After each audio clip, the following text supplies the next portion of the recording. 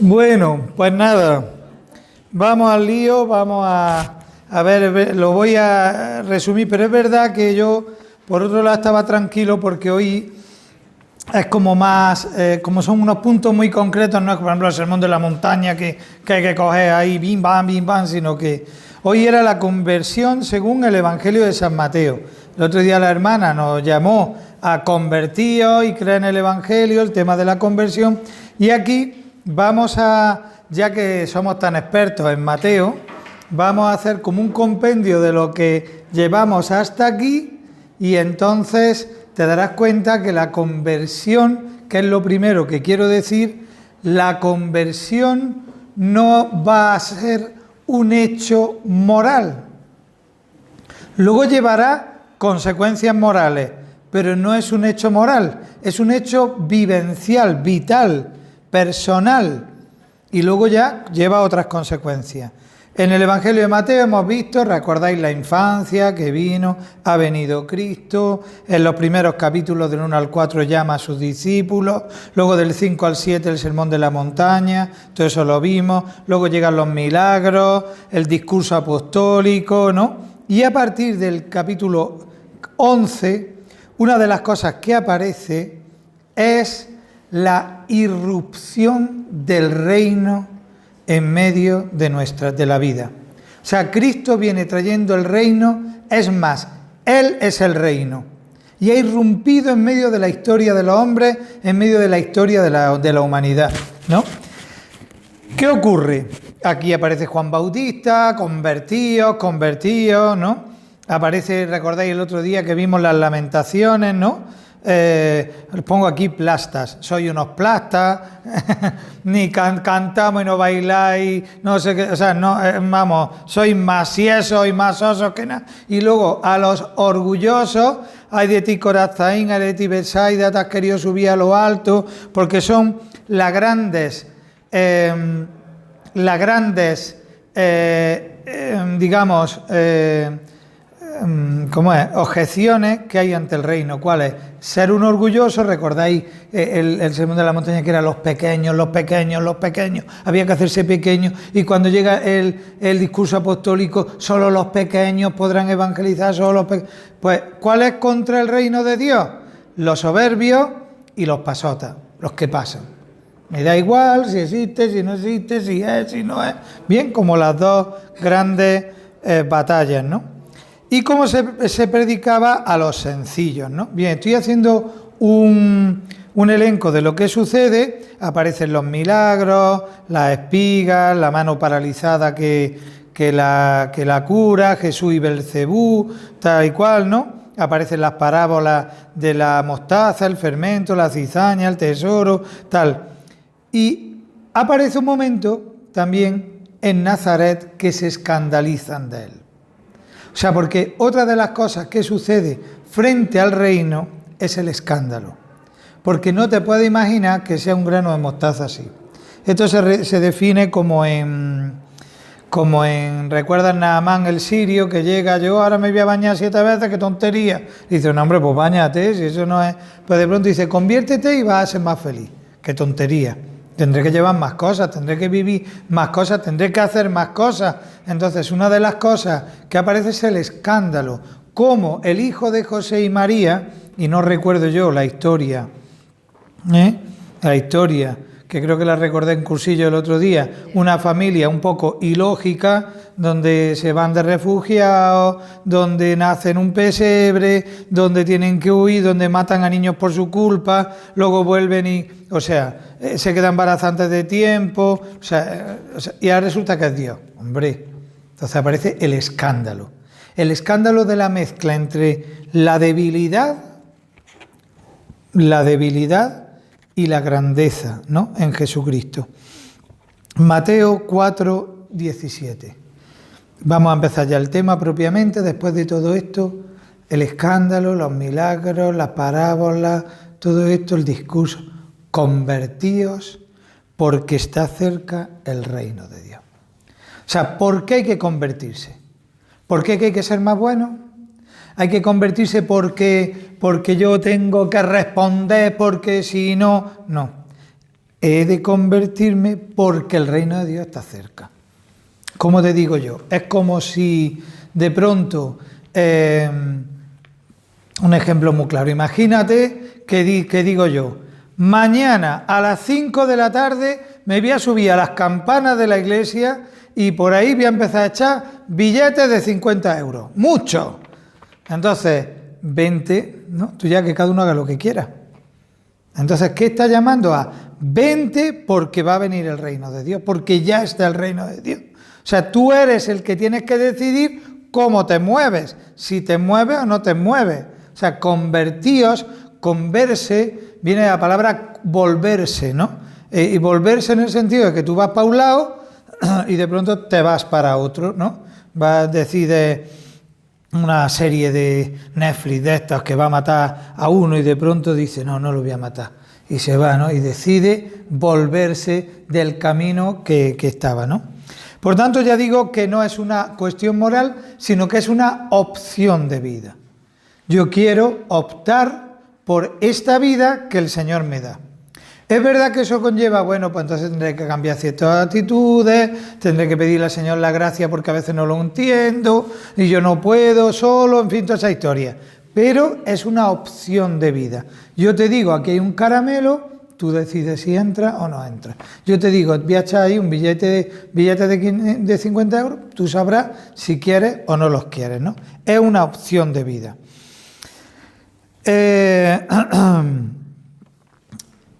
¿Qué es lo que sucede? Que en la comunidad de Mateo, Mateo es un hombre legista, ya hemos hablado de que era judío, que era rabino en ese sentido, ¿no?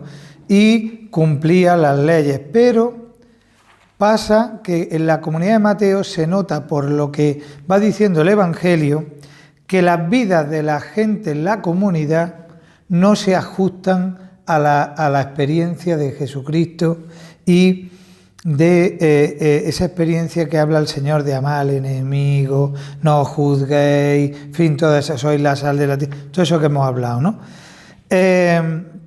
Porque al fondo yo te digo que ha venido el reino y tú has de venir como opción de vida, ¿para qué? Para parecerte a Jesucristo. Para parecerte a Jesucristo, ¿no? Bien, yo podría leer aquí, pero no lo voy a leer, la experiencia de Mateo, porque fíjate cuál es la experiencia de Mateo, no aparece en ningún evangelio. Como el Señor lo llamó, estaba sentado en la mesa de impuestos y de pronto el Señor lo llamó, ven y sígueme. Él dejando todo, se levantó y lo siguió. Y esa cosa que es tan sencilla y que se explica así, es una pasada para Mateo.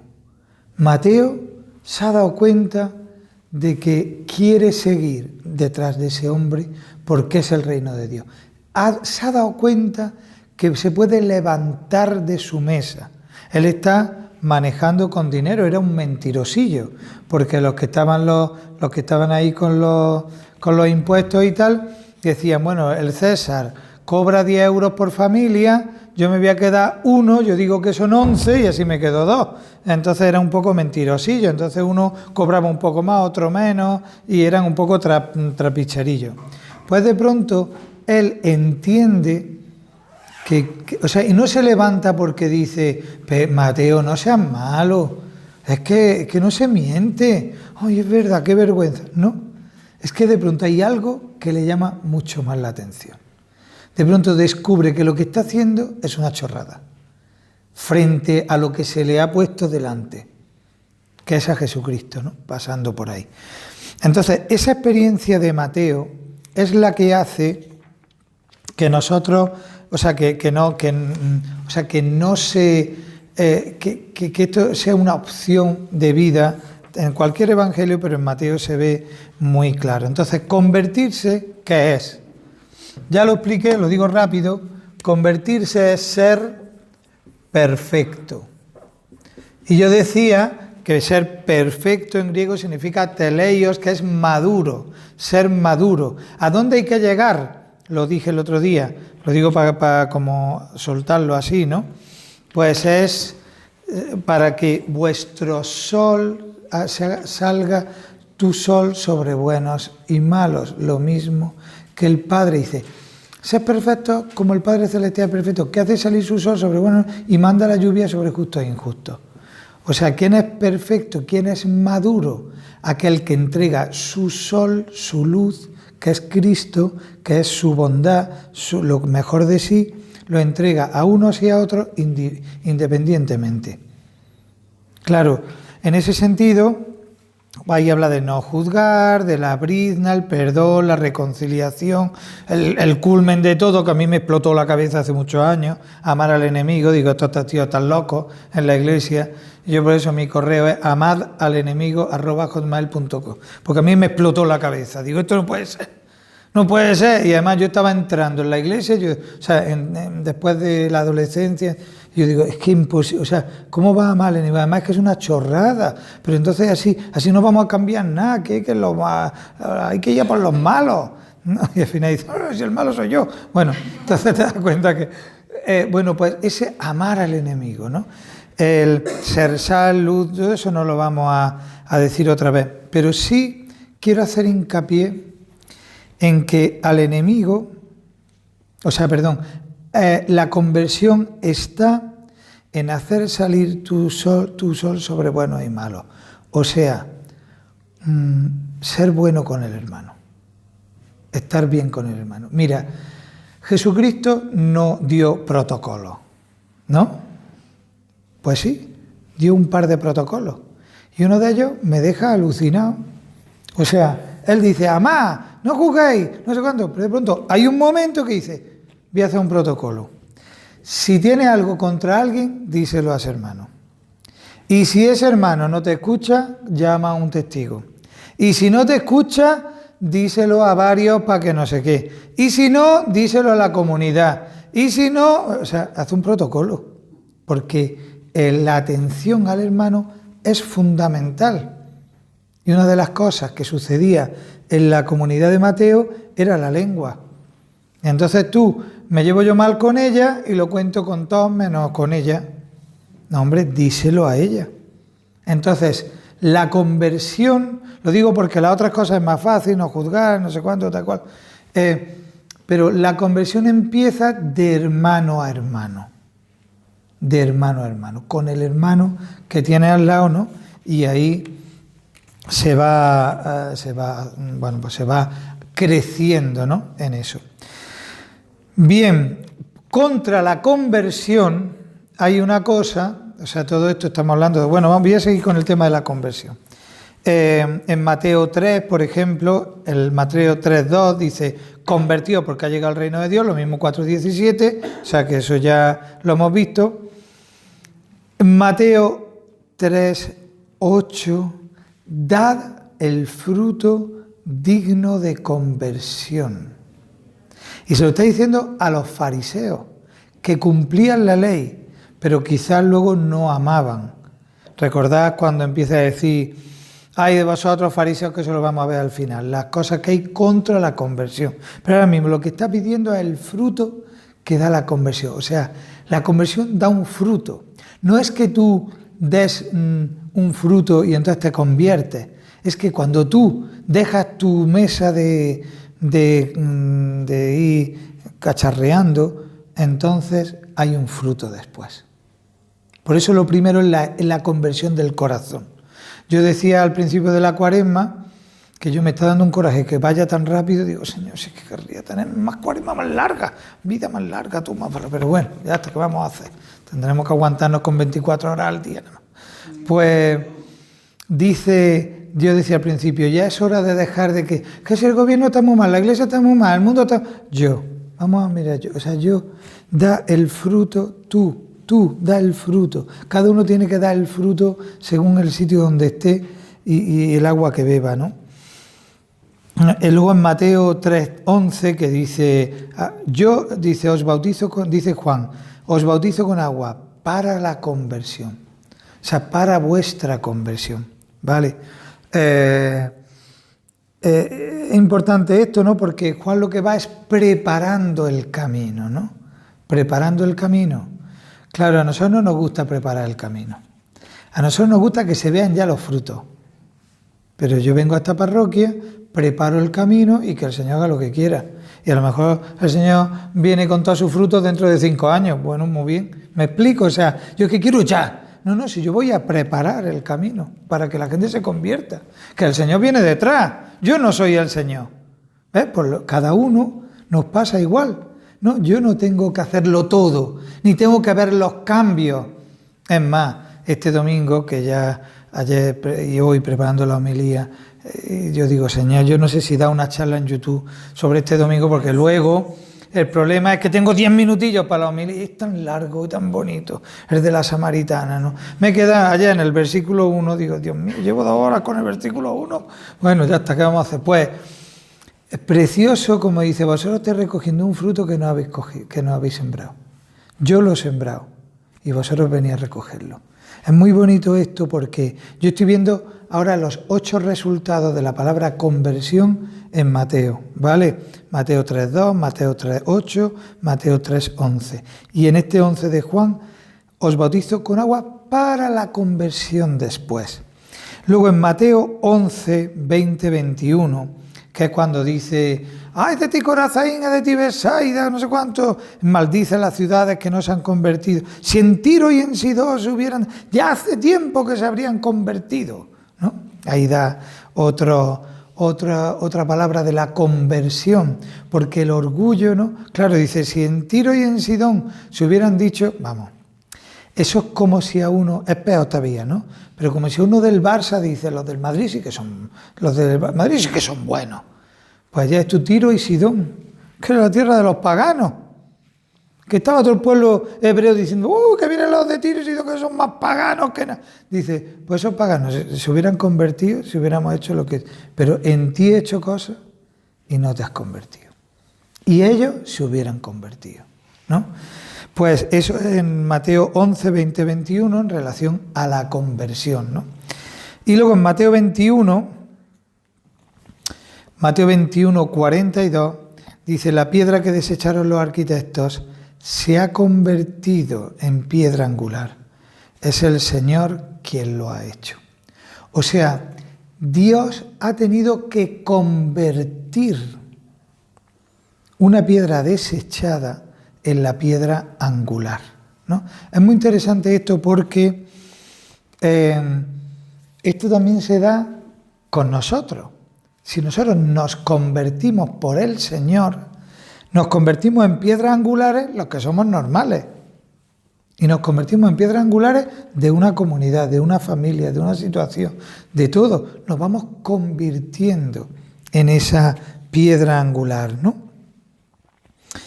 Y luego hay una cosa muy bonita, es Mateo 12, 44.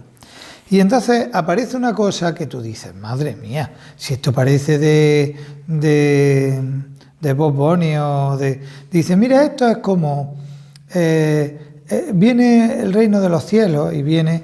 Y llega el demonio, o sea, llega uno y limpia una casa. Y cuando está tan limpica, pues vienen 7 demonios y es peor que al principio. Y dice, ¿qué está diciendo este? Con la casa, los demonios, peor que al principio, que no sé qué, no sé cuánto, ¿no? ¿No dice eso el Evangelio? ¿Todos estáis de acuerdo que lo dice? Sí. Más o menos, sí. Pues dice, claro, volverá el demonio a esa casa deshabitada. O sea, tú imagínate que hay una casa y hay un demonio dentro. Y entonces viene uno, que es el más fuerte, ¡bumba!, fuera de aquí. Dice, pues el otro se va por ahí, está cabreado, llama a más amigos y cuando, como no hay nadie, se mete dentro. Precioso, porque está diciendo, yo te puedo quitar un demonio, pero si te quedas vacío, si yo no estoy dentro, vienen más demonios. Entonces, ¿cuántas veces voy a dejar de beber? No bebes y a los 2 meses te bebes todo lo que hay en Granada. ¿Me explico? ¿Por qué? Porque no has llenado. Entonces dice, el primer de estos de conversión, el primero es echar al demonio, pero luego tienes que meter a alguien. Tiene que estar Cristo dentro. Y ahí está llamando a acogerle a Él en tu casa, acogerle en tu corazón, acogerle en tu vida, porque Él puede quitar demonios, pero no entra si tú no le das permiso. O sea, la verdad, una cosa preciosa, ¿no? Esa es también en relación a la conversión. Y luego tenemos en relación, aunque no es propiamente la conversión, pero sí es verdad que tenemos un paralelismo en Mateo 26 y Mateo 27, esos dos capítulos, hay dos perícopas que hay un paralelismo. Una es la unción en Betania, donde la mujer reconoce al Señor, le rompe un frasco de alabastro, se llena de perfume, todo, ¿no? Y al final, pues,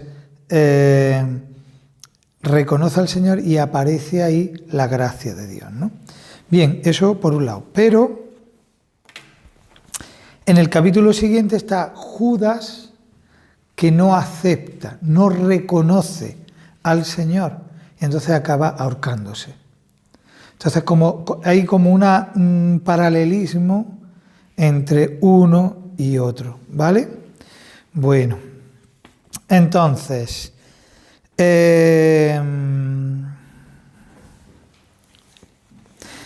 quiero decir también, ahora voy a decir las cosas contra la conversión, pero quiero decir cómo empieza el Evangelio de Mateo. Pepito era hijo de Manolito, Manolito de Pepito, el otro de Mantoñita, el otro de Solita, el otro de Manuel. Sí, y mete ahí 5 mujeres que eran o pecadoras o fuera del pueblo de Israel, y además mete un montón de pecadores, porque está diciendo que Cristo se mete en esa corriente pecadora de la humanidad para rescatarla. ¿Y cómo termina el Evangelio? Id al mundo entero y proclamad el Evangelio. Enseñando, os doy poder. Ellos se postraron, yo estaré con vosotros todos los días hasta el fin del mundo, y el que se convierta, que se bautice.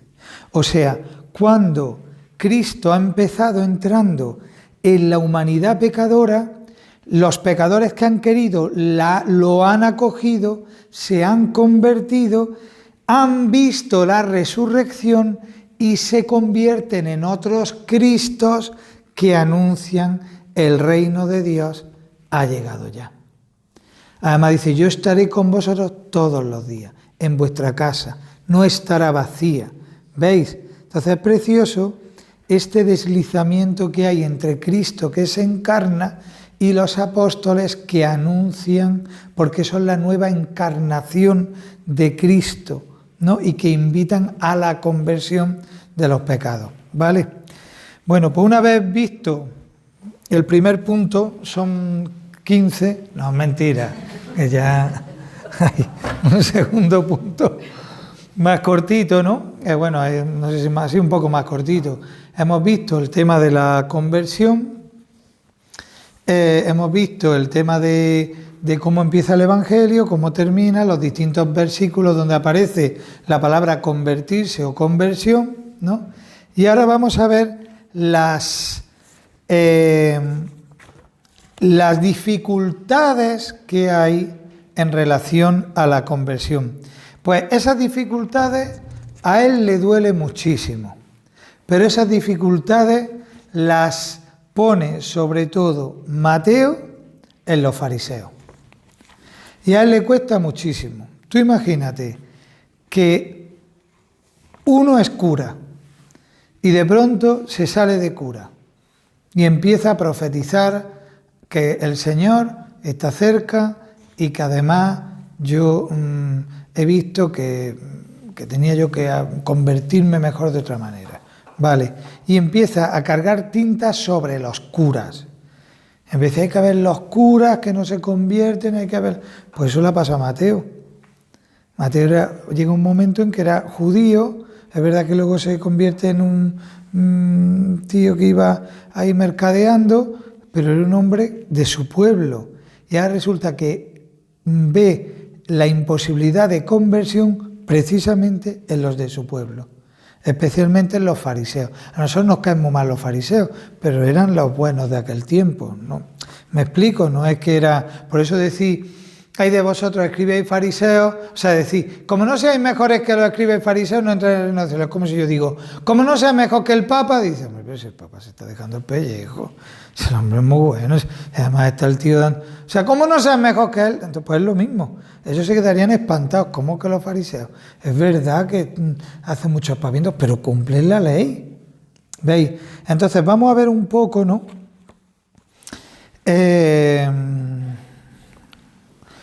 Vamos a ir resumiendo en pequeños, o sea, lo que puede anular, en pequeños apartados, lo que puede anular una conversión. Que es muy fácil anular una conversión. ¿Y por qué es tan fácil? Porque yo mismo me lo creo. Me creo que no necesito convertirme. Siempre el otro. El otro sí que necesita convertirse, pero yo no.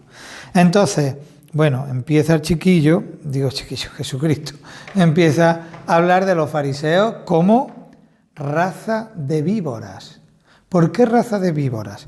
Porque dice, sois astutos, que habéis aprendido a esquivar la ira de Dios. Entonces, una de las cosas que es contra la conversión es una astucia con el Evangelio. O sea, que la astucia es buena. Ser sencillo como paloma y astuto como serpiente. La astucia es buena. El problema es cuando esa astucia la usan para esquivar la ira de Dios y dice, bueno, yo ya he cumplido, he hecho esto, y hasta que me dice, que rece laudes por la mañana, que rece el rosario, que rece completa, vale, pues yo lo rezo, ya está, pero luego no me convierto. Otra segunda cosa es la motivación. ¿Qué es lo que cambia el Señor? La motivación. La motivación sobre el ayuno, sobre el sábado, ¿no? Sobre ¿por qué ayunáis? Porque hay que ayunar. Hay que matar al cuerpo y todas esas tendencias. Sí, dice él, ayunad porque el esposo no está con vosotros. Cuando el esposo no esté, habrá que ayunar. O sea, la motivación se cambia. No es que hay que cumplir, es que mi esposo no está. Es que yo quiero que esté el Señor. Es una cuestión de amor, no es una cuestión de ley. Entonces la motivación del ayuno, del sábado. ¿Por qué no se puede hacer nada en sábado? Porque la ley manda que no se gana. No, hombre, porque es día del Señor, dedícate al Señor. ¿Veis? O sea, no es tanto la ley, o sea, eso es distinto del legalismo.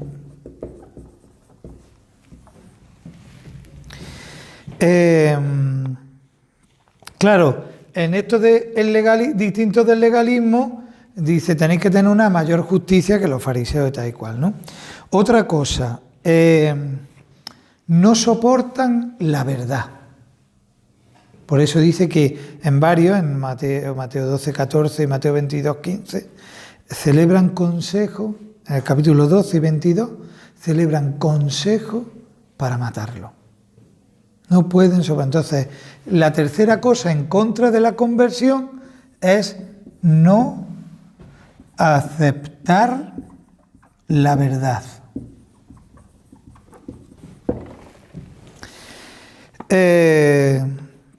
Entonces, al no aceptar la verdad, le hacen acusaciones que a veces son falsas o que ellos creen, por ejemplo, obras con el poder de los demonios. Claro, porque se está metiendo conmigo. Tú vienes del demonio. Vale. Otra cosa, bueno, porque no se lavan las manos, lo mismo que el legalismo, la motivación de todo eso. Otra cosa, el cuarto apartado. Quieren una señal. ¿Vale? Quieren una señal. Danos una señal, danos un milagro para que creamos. No se le dará más milagro que el signo de Jonás. ¿Cuál es el signo de Jonás? Que estuvo 3 días en la ballena, o sea, la resurrección. ¿Y cuál es el signo de Jonás? Que cruzó Nínive y se convirtieron. Y vosotros no estáis convirtiendo. ¿No estáis viendo el signo? Está diciendo, el signo es que la gente se convierte, que la gente cambia. Es que la gente opta por el reino de Dios. Ese es el verdadero milagro, el verdadero signo. ¿Veis? Bueno, otra cosa que une muchas de estas cosas es la soberbia. ¿Vale? Que le llama el Señor la levadura. Esto ya os he explicado alguna vez, ¿no? Si el pan se queda en reposo con levadura, empieza a subir, a subir, a subir. Y los hebreos lo tienen asociado, esa subir, subir, subir, lo tienen asociado a la soberbia. Ya viene de la Pascua que dice que no le dio tiempo a fermentar cuando se llevaron los panes, por eso nosotros hacemos con pan ácimo, sin levadura. Los orientales lo hacen con levadura, pero solo seguimos haciendo sin levadura porque dice, libraos de la levadura de los fariseos.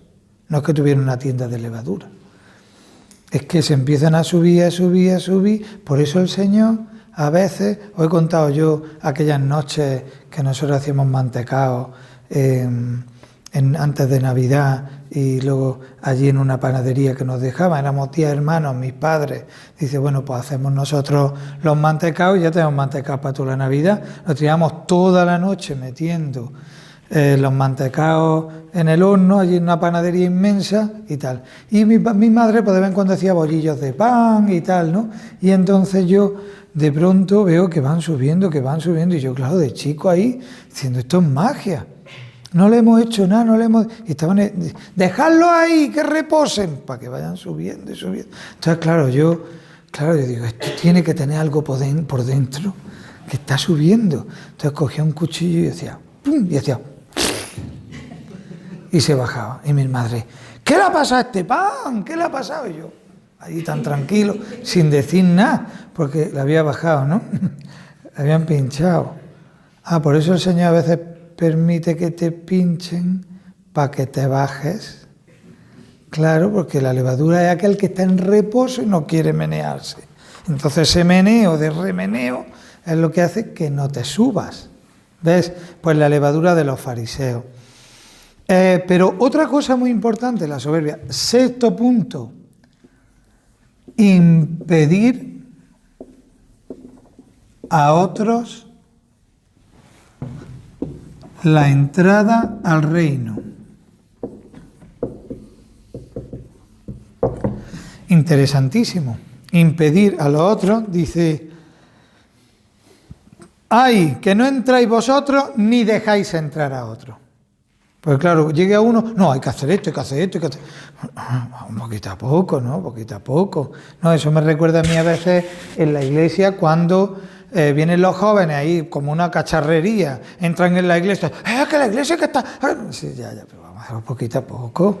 O sea, claro, si tú le impones nada más que llegar, ya irán aprendiendo y que vayan... ¿No? O sea, hay una cosa... entonces, a veces con las leyes...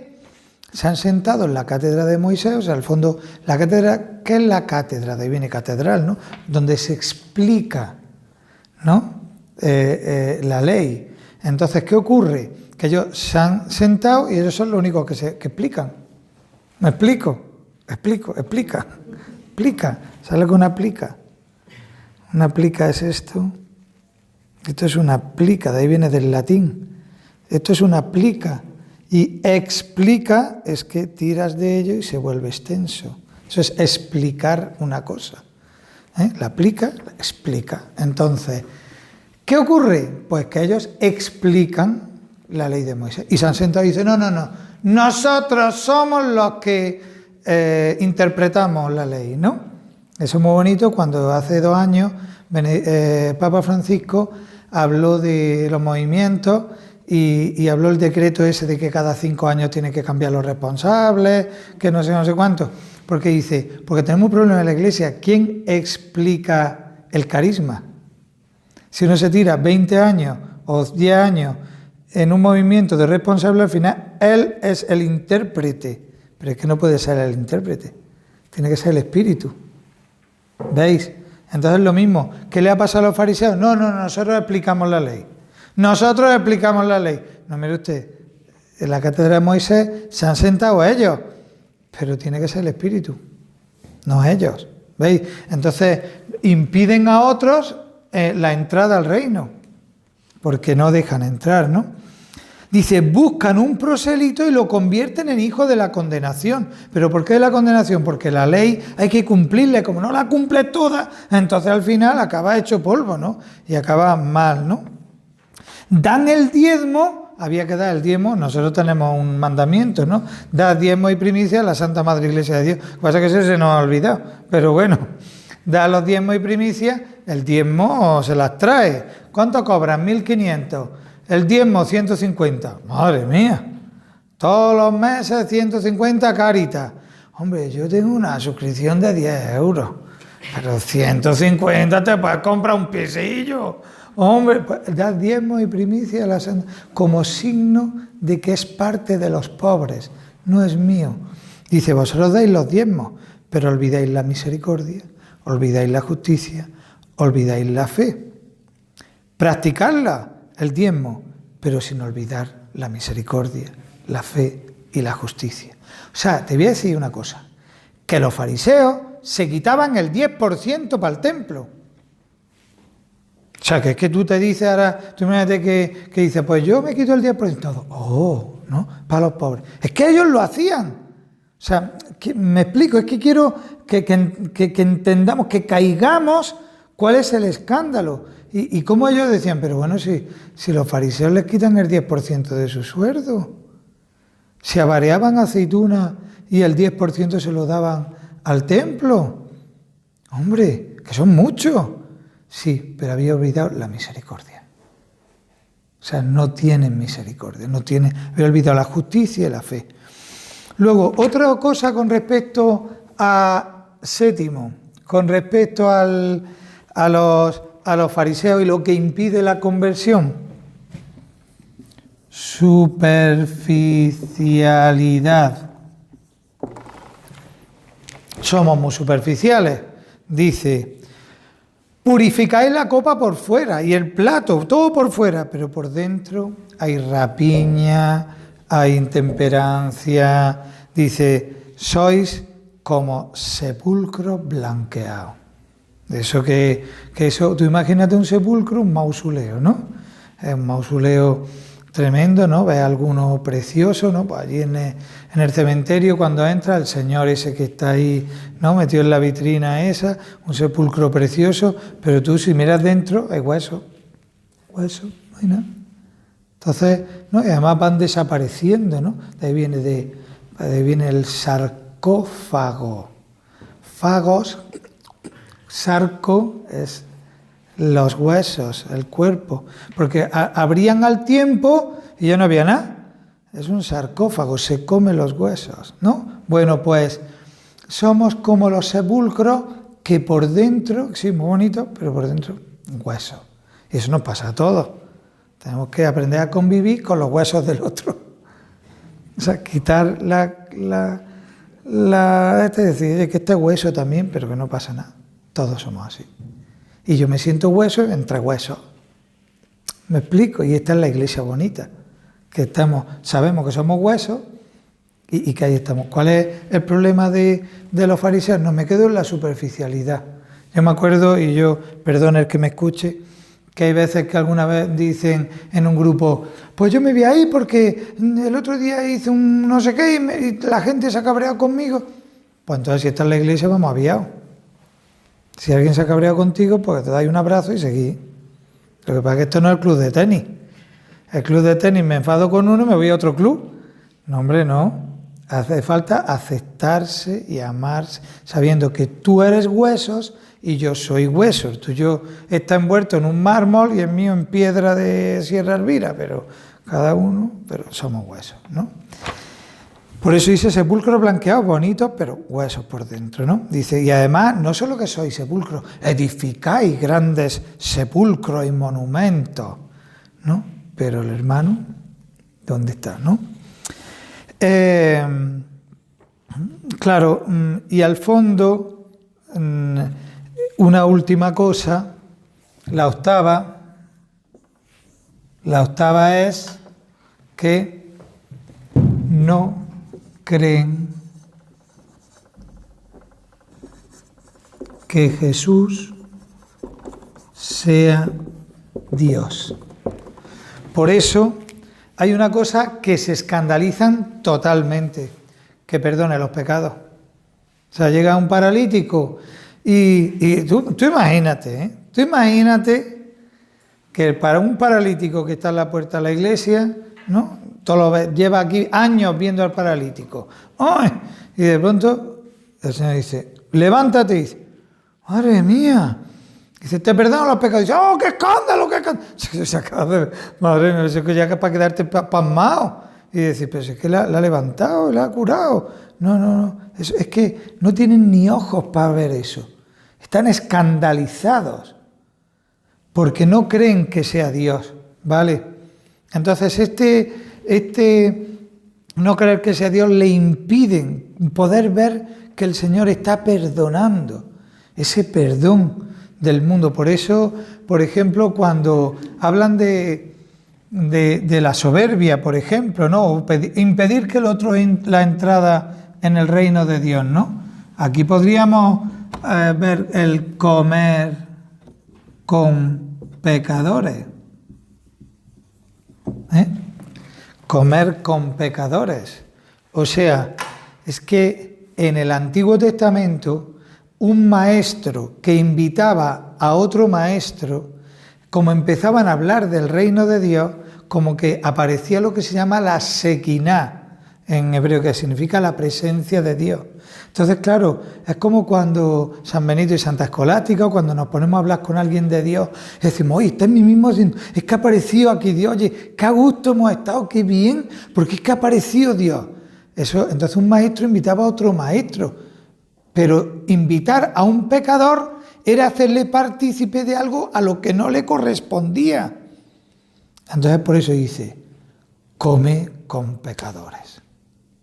¿Veis? Y ellos no pueden aceptar eso, porque ellos hacen hijos de la condenación, impiden a los otros el reino de Dios porque piensan que ellos no son huesos, pero el otro sí. Entonces pues le impiden eso, ¿no? Bien.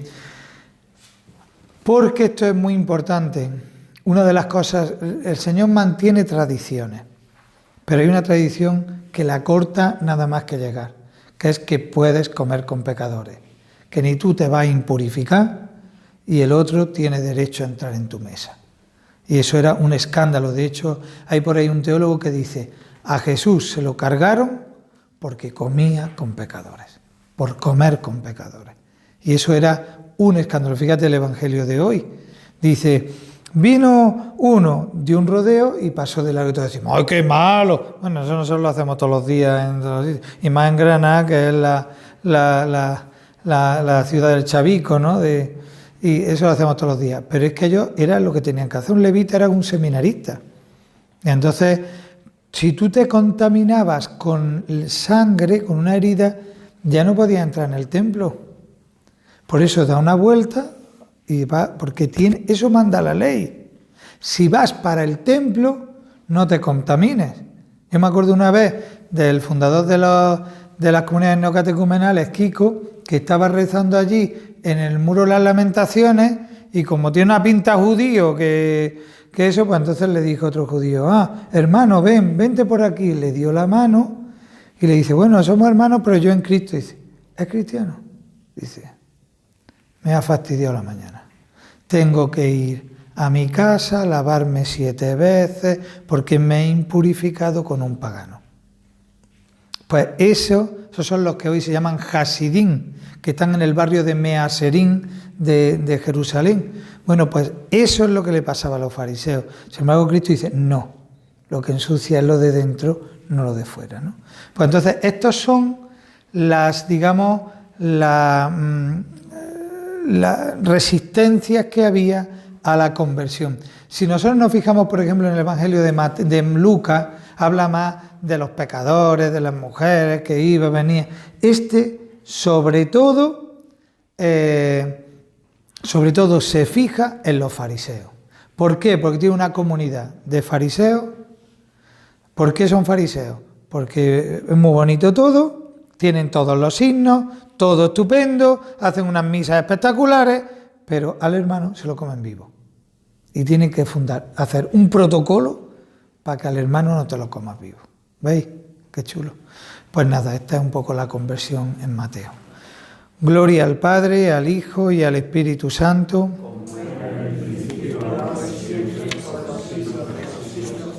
Está claro que yo todo esto no lo he ido mirando para nosotros, pero cada uno lo puede ver en su vida. Eso está claro, ¿no? La astucia con el Evangelio, hago esto y es la motivación. ¿Por qué ayuno yo? ¿Porque lo manda la Iglesia o porque yo quiero encontrarme con Cristo? No acepto la verdad de los demás, no acepto la verdad de Cristo, quiero una señal, a ver, Señor, mándame una señal. La soberbia, ¿para qué contarte, no?